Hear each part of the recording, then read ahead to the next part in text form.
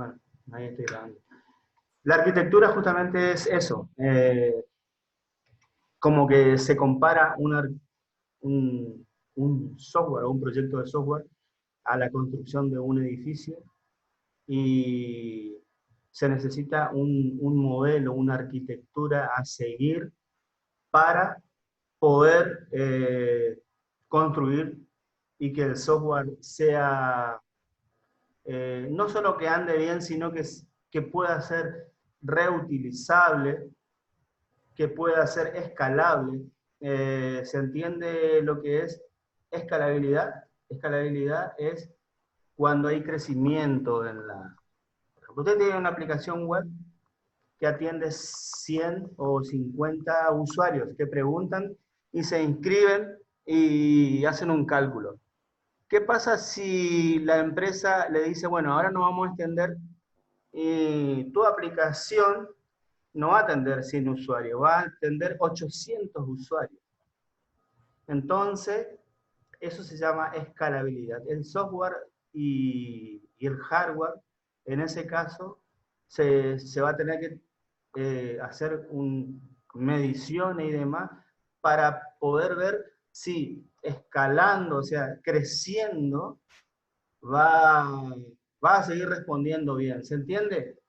Porque si aumenta la cantidad de usuarios o requerimientos o base de datos y empieza a tener error, que normalmente pasa, entonces hay que pensar en escalabilidad. O sea, hay que pensar en aumentar. Escalar sería, es sinónimo de aumentar, ya sea las áreas de caché, ya sea las memorias del servidor web que nos está respondiendo, ya sea la cantidad de medir la cantidad de entrada y salida de la base de datos o del servidor de base de datos, si es que la base de datos está aparte y demás. Entonces, la arquitectura de software se basa en modelos, o ya hay muchísimos modelos de cómo construir todo un proyecto de software, desde el cliente, digamos, que es el usuario final, el que ocupa la aplicación, hasta pasando por todos los procesos que tiene en este caso, PHP, que ustedes van a programar en PHP o en HTML con JavaScript, y leyendo, escribiendo y reportando en una base de datos. O sea, todos esos pasos deberán estar de alguna manera bien separados y bien construidos, siguiendo modelos de arquitectura. ¿Se entiende? En el software tenemos, ahí en el dibujito dice, cuando llegamos a la parte de hacer la interfaz de usuario, bueno, hay un montón de, no solo PHP, sino hay un montón de framework y de lenguajes que nos permite hacer una linda interfaz de usuario para que el usuario ponga sus datos, se registre y demás. Después adentro también, cuando va a escribir la base de datos podemos tener distintos tipos de conectores hacia la base de datos, incluso distintos tipos de base de datos. Y la salida de nuestro sistema, como dice acá, acá el dibujito este que tiene un correo Output Management, la salida también puede ser que nuestro sistema imprima algo o no, o salga en un PDF, o Word, Excel, o responda a un HTML, o XML. XML es como para comunicarse con otro sistema, porque también los sistemas se pueden comunicar con otros proyectos de software u otros sistemas. Párenme si me fui por ahí. ¿Está todo bien, César? ¿Se entiende? Entonces, teniendo en cuenta todo eso, hay distintos modelos que se llaman o se conocen hoy en día, como yo dije hoy, algunos ya no se ocupan, y otros se salieron y desaparecieron al poco tiempo, porque todo es dinámico, digamos, no solo en la aparición de lenguajes y nueva tecnología, también en la forma de hacer proyectos de software. Acá dice, en los inicios la informática y la programación se consideraba un arte y se desarrollaba tal como debido a la dificultad que entrañaba para la mayoría de las personas. Pero con el tiempo se ha ido descubriendo y desarrollando algunas guías generales con bases en las cuales se pueden resolver los problemas. Esas guías y esas bases son, de alguna manera, los tipos de arquitectura. Toda arquitectura de software debe describir diversos aspectos del software. Generalmente, cada uno de estos aspectos se describe de una manera más comprensible si se utilizan distintos modelos o vistas.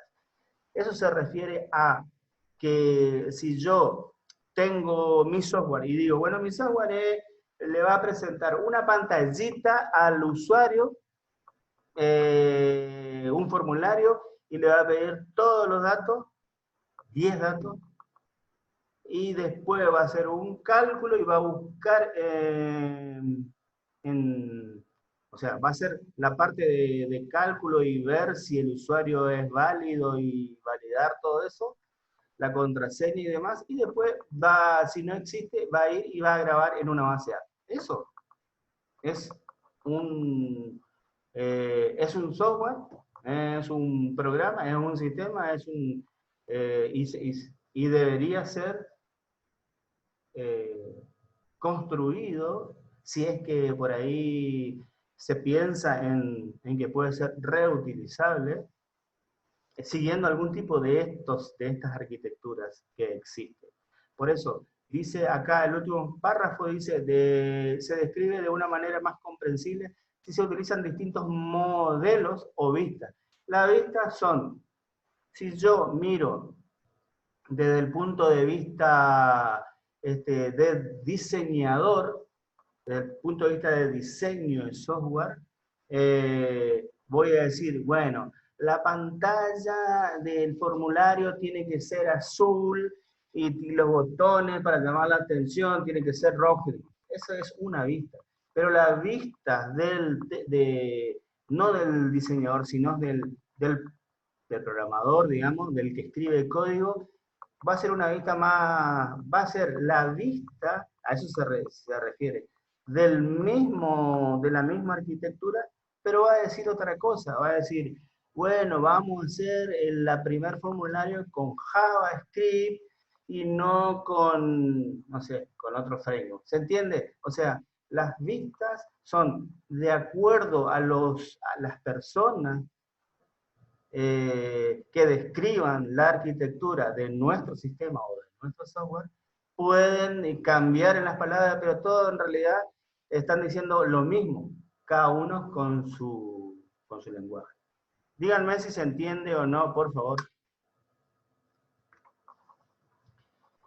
Ustedes vieron en segundo año toda la parte de diseño. Por eso, en la arquitectura de software,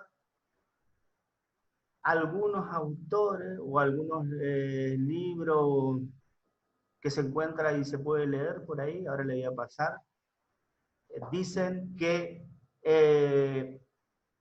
entraría todo, que entraría el diseño también en la arquitectura, y otros dicen que no, que el diseño es aparte. Para mí, digamos, nosotros como programadores no vamos a entrar en esa diferencia, digamos. Tenemos que saber que el software se puede programar así, que un sistema debería estar así, que es mejor separar la base de datos en otro servidor que aplicando, no sé, microservicios para que sea reutilizable por otro proyecto de software, es lo mejor. O sea, cosas así que nos llegan, que nos tocan a nosotros como programador, está bueno que sepamos. No vamos a entrar en la discusión de que si Majo, por ejemplo, está dormida o no.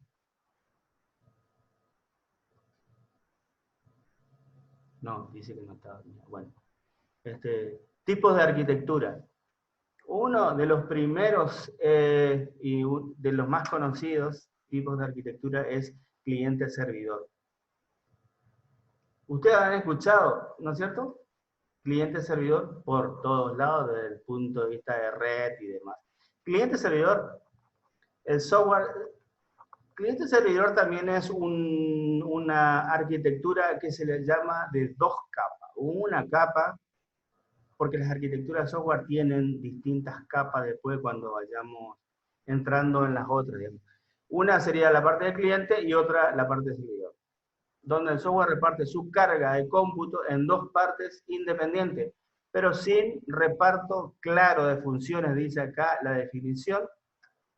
En realidad, esto se refiere a que no hay, esta arquitectura es, primero que es una de las primeras y es vieja, pero se sigue ocupando, no se diferencia bien qué hace cada una de las cosas. O sea, qué hace el cliente, hasta dónde el cliente, ingresando datos en un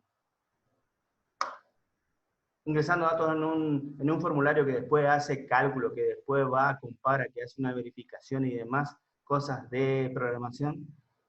No sabemos hasta dónde se hace del lado del cliente y hasta dónde se hace del lado del servidor. Por eso dice que es una arquitectura que se usa, que se usó mucho y que por ahí no, como que no estaban definidas bien las partes y en esa época no se pensaba justamente en reutilizar el software, porque ahora, no sé si ustedes leen o ven por ahí, la mayoría de los software, ya vimos en GitHub, que es reutilizable, o sea, la lectura y la verificación de que si un usuario existe en una base de datos, MySQL ya está hecha.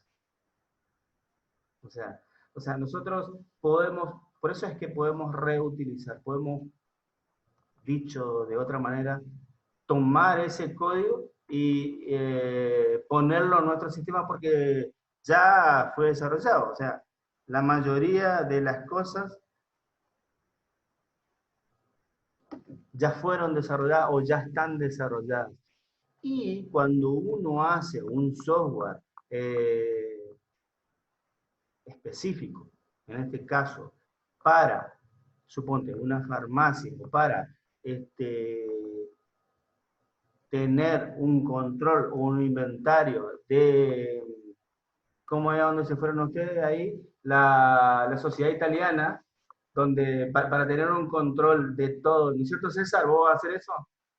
De los cuadros que hay en la sociedad italiana y de toda la parte que puede tener algún valor con foto y demás, si para hacer un software de inventario, o sea, un software que sea específico, ustedes quizás hagan una función o un procedimiento para,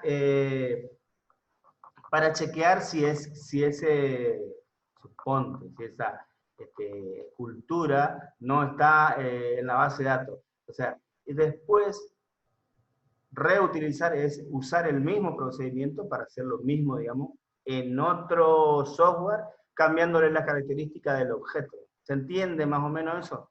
La forma de que nosotros podemos, en la actualidad, en realidad en la actualidad se piensa así.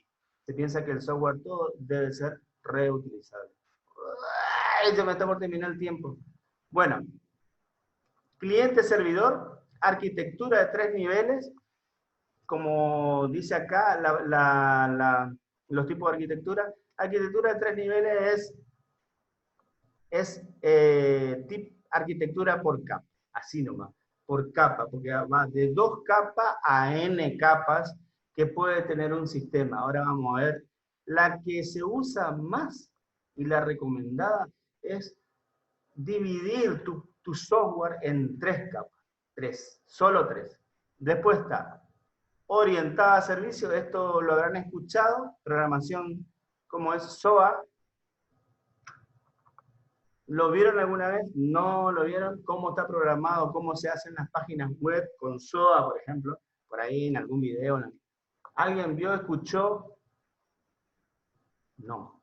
Arquitectura, esto casi no se usa. La arquitectura de microservicios es lo que se está usando muchísimo ahora. Y después, dirigida por eventos, y bueno, después están máquinas virtuales que en realidad no sé si es una arquitectura, porque si máquinas virtuales es una arquitectura, acá tendríamos que agregar Docker o virtualización de aplicaciones como otra arquitectura, pero no sé, todavía esa parte no vamos a ver. Vamos a ver primero el primer modelo, que es el cliente-servidor. El cliente-servidor ya sabemos que es o varios clientes de distintos dispositivos, como muestra el dibujo, conectados en una red a través de Internet, o no necesariamente pueden estar dentro del mismo edificio, en una intranet, y acceden al servidor, y en el servidor se ejecuta todo. Eso es lo más sencillo que hay. Dice la introducción, que es introducción, en realidad, en el mundo de las TCP/IP, es lo que yo les decía a ustedes, lo que hicieron ustedes es un pequeño sistema cliente-servidor. ¿Por qué? Porque Gaby puso a pesar de que le costó 4 días, pero puso su index, o está por poner un index en un servidor, y después se va a conectar como un cliente desde su Windows, a pesar de que está en la misma máquina, no importa, porque eso es transparente. Pero esa forma de trabajar, de que un cliente requiera un llamado, un pedido, y que del otro lado un servidor esté contestando, eso es el famoso modelo o arquitectura cliente-servidor. Es un modelo re viejo, como dice acá, del 80, pero ojo, puede estar los clientes pueden ser varios y los servidores pueden ser varios.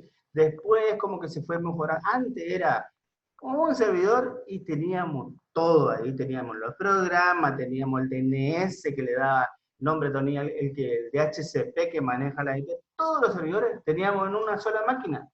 Antes era así. Teníamos la base de datos en la misma máquina, todo dentro del mismo Ubuntu, para que ustedes entiendan.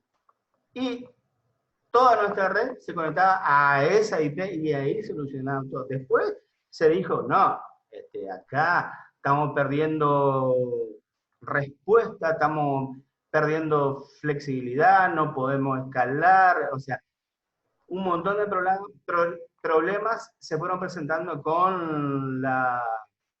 en realidad, con el aumento de que todo se tiene que sistematizar.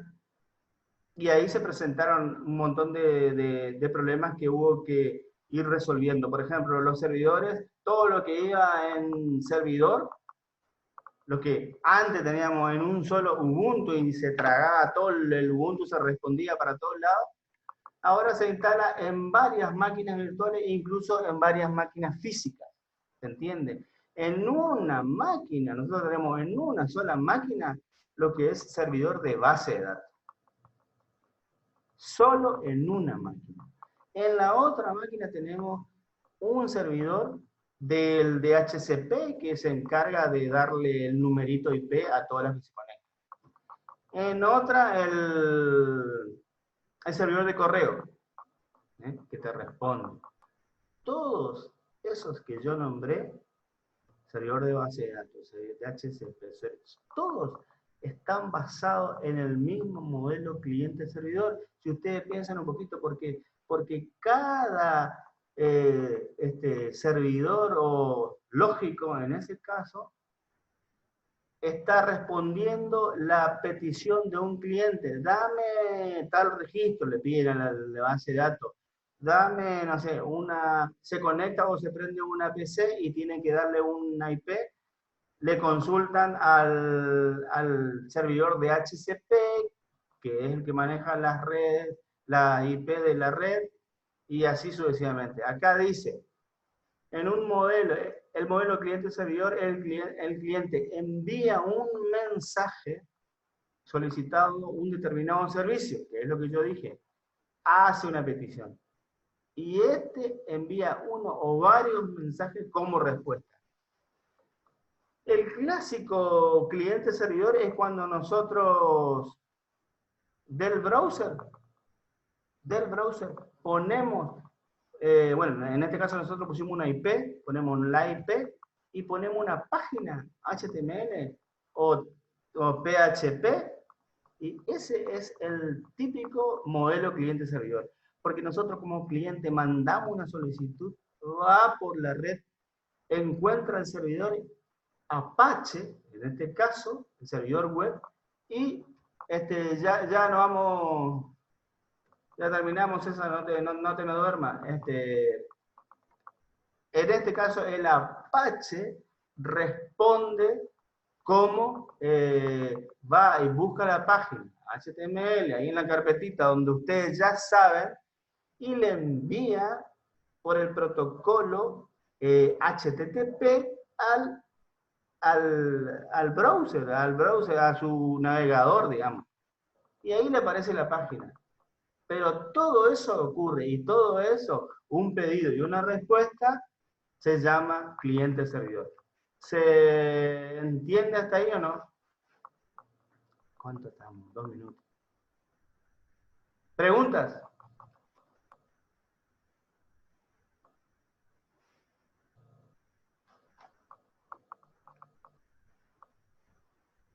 ¿Nadie pregunta nada?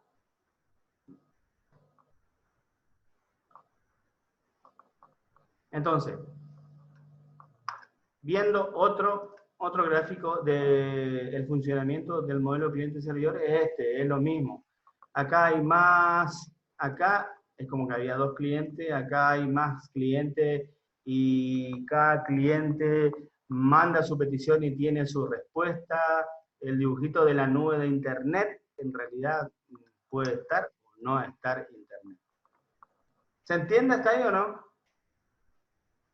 Sí. No. A ver. Díganme algo. Sí, no. ¿Están ahí?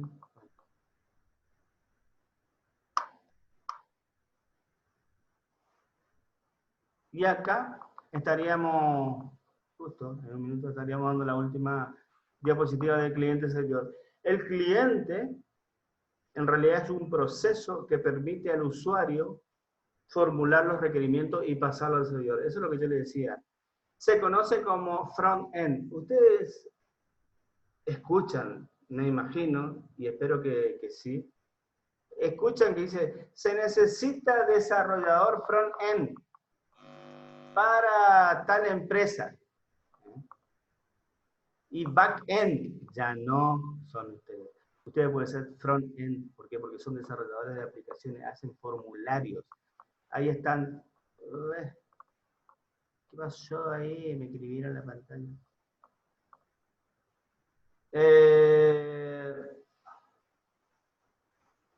Ustedes, cuando hacen el proceso del cliente, que ya sea un formulario, un solo campo, no sé cómo, que pide algo al servidor, se llama front-end, o sea, está del lado del usuario, del cliente. Y el proceso que